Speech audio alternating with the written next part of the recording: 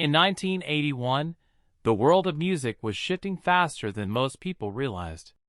Synth pop was stepping out of the shadows, neon colors were creeping into fashion, and every teenager in America seemed glued to their cassette players. But behind that iconic sound of the early 80s, that shimmering, pulsating tone people now instantly associate with the era, stood a man almost no one remembers. His name was Frank Delaney, and he was not a producer, not a musician, and certainly not a rising star. He was a night watchman. Frank worked the graveyard shift at Vistatone Studios, a mid-sized recording studio in Los Angeles. Back then, the city buzzed with musical ambition, from rock bands to disco holdouts trying to survive the new decade. But Frank wasn't part of that world. He simply made sure no one broke in, no equipment went missing, and all the lights were off by sunrise. Yet, every night, when the building grew quiet and the musicians went home, Frank wandered into Studio B, not to make music, but to sit and rest. He liked the silence after the chaos. He liked the blinking lights of the machines. Most of all, he liked the strange new device the engineers had recently brought in, a prototype analog synthesizer, imported from Japan before it even hit the American market. He wasn't supposed to touch it. He touched it anyway. Frank wasn't trying to break rules. He was trying to escape his life. At 49, he felt stuck. His marriage had ended.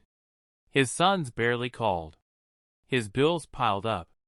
And despite once dreaming of becoming an engineer, he had long settled for whatever job kept the lights on. But that old dream flickered back to life every time he sat in front of that synthesizer. One night, he pressed a random combination of keys and switches. The machine hummed, clicked, and then, almost like a breath, it produced a soft, glowing tone. Frank paused.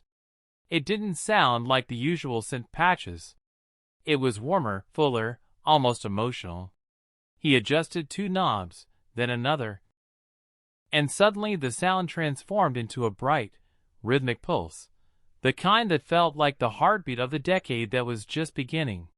He didn't know it, but he had stumbled onto a sound engineers had been trying to create for years.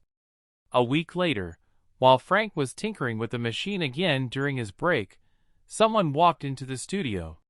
It was Marty Lawson, one of Vistatone's top producers, a man known for discovering young talent and building chart toppers. Marty froze when he heard the sound. "Play that again," he said sharply. Frank panicked. He wasn't supposed to be anywhere near the equipment. But before he could apologize, Marty stepped closer. "No, seriously. Whatever you just did, do it again." Frank replayed the sequence as best he could. Marty's eyes widened. Over the next hour, the two men recreated the sound together. Marty was stunned, not only by the tone itself, but by how Frank had built it. By sunrise, Marty dragged Frank to the studio manager's office and demanded they record the patch before anyone forgot how it was made. 2 months later, that very sound became the backbone of a breakout single by a rising synthpop band. The song went platinum in under 6 weeks. Soon, every major studio wanted that shimmering, Vistapulse patch. It became the unofficial sound of the new decade, appearing in commercials, TV intros, and even early video games. Frank's life changed overnight. But not in the way you might expect. The studio offered him a small bonus, just a few $100s, and a handshake. They legally owned everything created on their equipment. Frank understood that. He didn't fight it. He wasn't angry. Because for the first time in decades, someone saw potential in him. Marty encouraged Frank to take engineering courses at the local community college. He helped him get a junior technician job at the studio. Frank went from cleaning the hallways to adjusting soundboards, programming patches, and assisting with reel sessions. By 1986, Frank was credited on 3 albums. Quietly, in small letters. But he didn't care. He finally felt he belonged to the world he once only admired from the outside. Years later, when asked in a rare interview if he regretted not fighting for credit for the famous synth sound, Frank simply smiled and said, "Some people dream of being remembered. I just wanted a reason to wake up again." And that's the part of the story most people never hear.